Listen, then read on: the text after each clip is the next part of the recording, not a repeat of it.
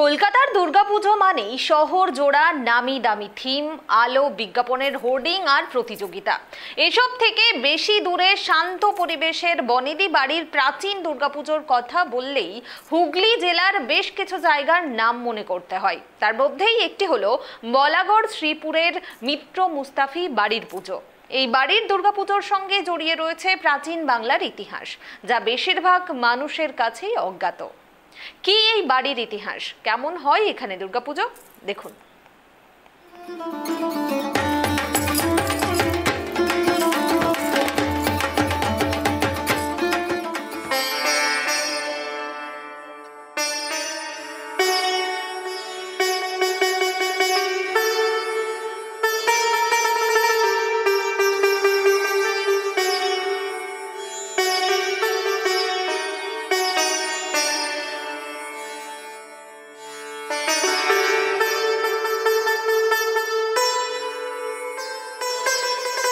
বাঙালির 12 মাসে 13 পার্বণ, তবুও বাঙালি সারাটা বছর অপেক্ষা করে থাকে বাঙালির শ্রেষ্ঠ উৎসব দুর্গাপুজোর জন্য।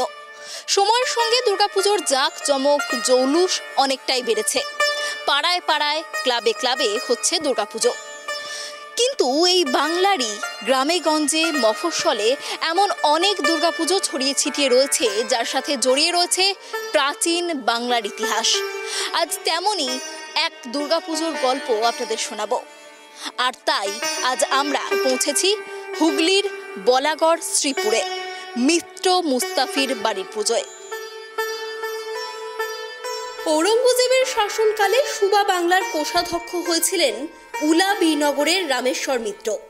জনশ্রুতি রয়েছে হিসেব সংক্রান্ত একটি সমস্যার সমাধান করায় তিনি ঔরঙ্গজেবের কাছ থেকে মুস্তফি উপাধি লাভ করেছিলেন। তারই পুত্র রঘুনন্দন মিত্র মুস্তফি। রঘুনন্দন ছিলেন ধর্মপ্রাণ এবং সেকালের একজন প্রসিদ্ধ গণৎকার। মাঝে মধ্যেই তাকে ডেকে পাঠাতেন কৃষ্ণনগরের রাজা। রঘুনন্দন প্রতিদিনই গঙ্গা স্নানে যেতেন। এদিকে গঙ্গা হঠাৎ তার গতিপথ পরিবর্তন করে অনেকটা দূরে সরে যাওয়ায় রঘুনন্দন সমস্যায় পড়েন। তাই এই সময় কৃষ্ণনগরের মহারাজা ও বাঁশবেড়িয়ার মহারাজা তাকে গঙ্গার কাছে আটি শেওড়ায় কিছু জমি দান করেন। 1707 সালে রঘুনন্দন মিত্র মুস্তাফি এই আটি শেওড়া গ্রামে এসে বসবাস শুরু করার পর এই গ্রামের নামকরণ করেন হাট গোবিন্দগঞ্জ। পরবর্তীকালে যদিও এই গ্রামের নাম হয়ে যায় শ্রীপুর। আর সেখানে তিনি তার বাসস্থান মন্দির তৈরির পাশাপাশি গড়ে তোলেন এই চণ্ডী মণ্ডপ, আর সেখানে শুরু করেন দুর্গাপুজো। আর তারপর থেকেই এখনো পর্যন্ত সেই দুর্গাপুজো হয়ে আসছে। এটা আমাদের বংশের প্রতিষ্ঠাতা ছিলেন রঘুনন্দন মিত্র মুস্তাফি। তিনি প্রথম আমাদের এই উলা বীরনগর থেকে এসে প্রথম এই শ্রীপুর গ্রামেতে উনি পদার্পণ করেন।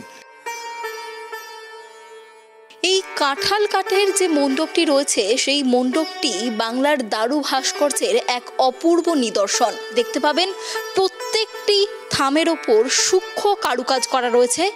দেবদেবীর মূর্তি থেকে শুরু করে বিভিন্ন মাইথোলজিক্যাল যে সমস্ত দেবদেবীর মূর্তি রয়েছে, সেই সমস্ত মূর্তি কিন্তু কাঠের ওপর খোদাই করে ফুটিয়ে তোলা হয়েছে। এত বছরের পুরনো কাঁঠাল কাঠের এই মণ্ডপ আজও কিন্তু অক্ষত রয়েছে।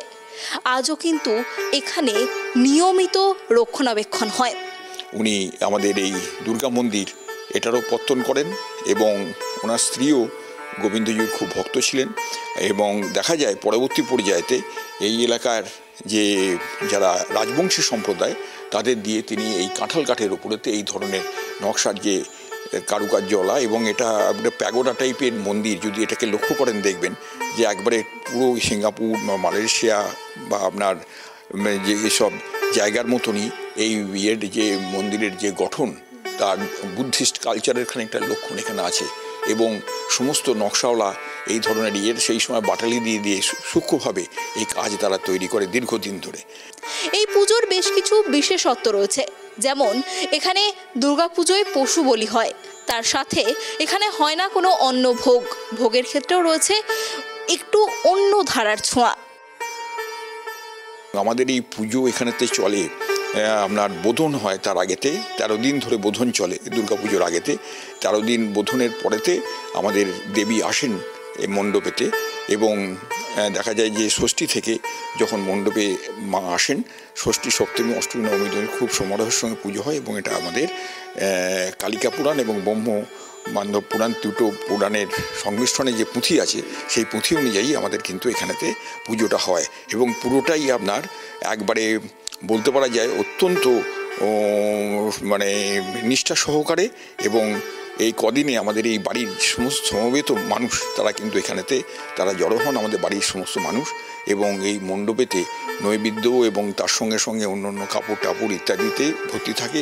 সে সপ্তমী, অষ্টমী, নবমী 3 দিনই পাঁঠাবলি হয়, পাঁঠাবলির জায়গাও এখানে রয়েছে এবং এর মধ্য দিয়ে আমাদের এই পুজো চলে কিন্তু সমারোহের সঙ্গে। মায়ের ভোগেতে আপনার যেরকমভাবে আমাদের বাড়িতে তো ধরুন আমরা অ্যাকচুয়ালি মানে মিত্র মুস্তাফি, এরা বলে যে এরা আপনার এখানেতে কিন্তু কোনো রান্না ভোগ এখানে থাকে না। আপনার ওই লুচি, মন্ডা, নাড়ু, রসকড়া, তারপরে এই সমস্ত আপনার দিয়ে আপনার পুজো টুজো হয়। তার সঙ্গে সঙ্গে আপনার নৈবেদ্যতে ধরুন ফল মূল ইত্যাদি অন্যান্য সমস্ত জিনিসও থাকে, মিষ্টান্ন দিয়ে পুজোর হয়। এবং চাল থাকে, চাল প্রথমে চালের একটা মন্ডি তৈরি করা হয় মাঝখানেতে এবং তার পাশে সমস্ত ফল মূল মিষ্টি দিয়ে আপনার নৈবেদ্যগুলো সাজানো হয়। এবং তার সঙ্গে সঙ্গে আরও সব অনেক কাপড় টাপড় ইত্যাদি থাকে। তা অষ্টমী পুজোরও সে একটা আলাদা ধরনের আসে, সেখানে ঘি, মাখন, বিভিন্ন দুধ ইত্যাদি দিয়ে সেখানে ঠাকুরের আপনার নিবেদন করা হয় ঠাকুরের কাছে। যে সপ্তমী থেকে নবমী পর্যন্ত টানা জ্বলে থাকে হোমকুণ্ড। মাকে এখানে যে বাহনে চড়ে থাকতে দেখা যায় সেই বাহনের মুখ অনেকটা ঘোড়ার মতো। এক বিশেষ রীতিতে এখানে মায়ের আরাধনা করা হয়। এই মূর্তি এখানে দেখছেন, এই মূর্তি অনুযায়ী তৈরি। এই যে আপনার সামনেতে যে নকশা রয়েছে এই নকশায় মডেল করা আছে এখানেতে। এটা নরসিংহ মূর্তি বলা হয় একে। এবং এই নরসিংহ মূর্তি যেখানেতে মা একটা পা দিয়ে আছেন সিংহের উপরেতে, একটা পা অসুরের উপরেতে। এইভাবেই কিন্তু সমস্ত কুমোরদের বলা আছে যে এই নকশা অনুযায়ী তারা কিন্তু তৈরি করেন এই মূর্তিকে এবং সেইভাবেই কিন্তু এই নরসিংহ মূর্তিতেই কিন্তু পুজো হয়ে আসছে আমাদের বরাবরের জন্যে। হিন্দু মতেরই কতগুলো ভাগ আছে, তান্ত্রিক মত ছিল, তান্ত্রিকদের অনেক রকমের মত আছে। তাই এখানে দেখা যায় যে কালিকা পুরাণ এবং ব্রহ্ম বান্ধব পুরাণ এরকম দুটো পুরাণকে এক জায়গায় করে এই নবদ্বীপের এক পণ্ডিত তিনি এই পুঁথি লিখে দিয়েছিলেন এবং সেই পুঁথি পাঠ করে ওনারা দুর্গাপুজোটা করেন। সপ্তমী থেকে শুরু করে নবমী পর্যন্ত এখানে হোমকুণ্ড জ্বলে। এছাড়াও গ্রামের মানুষজন এসে জমায়েত হন এই মণ্ডপে আর সেখানেই মায়ের আরাধনা চলে দিনভর। আমাদের পুরনো আমলের এই লোহার গাড়িতে করে ঠাকুরকে এরা আস্তে আস্তে ওই গঙ্গার দিকে নিয়ে যায় শোভাযাত্রা সহকারে, বুঝলেন তো। এরকম গ্রামের মানুষজন থাকেন সেখানেতে, বিপুল আপনার মানুষ এসে জড়ো হয়। এমনি পুজোর বিসর্জনের দিন আরও অন্য জায়গার ঠাকুর থাকে, সে একটা আলাদা ধরনের ঢাক বেজে আপনার এখানেতে দেখা যায় যে আপনার তাকে ঠাকুরকে বিসর্জনের জন্য নিয়ে যাওয়া হয়।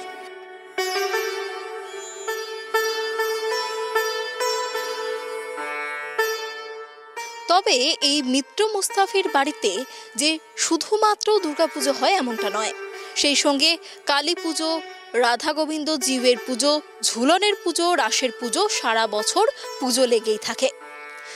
রঘুনন্দন মিত্র মুস্তাফি ছিলেন একজন অত্যন্ত ধর্মপ্রাণ ব্যক্তি, আর তাই তিনি তার বিভিন্ন মৌজায় দেব সেবার জন্য যে জমি রেখে গিয়েছিলেন সেই জমি থেকেই এখনো হয় দেব সেবা।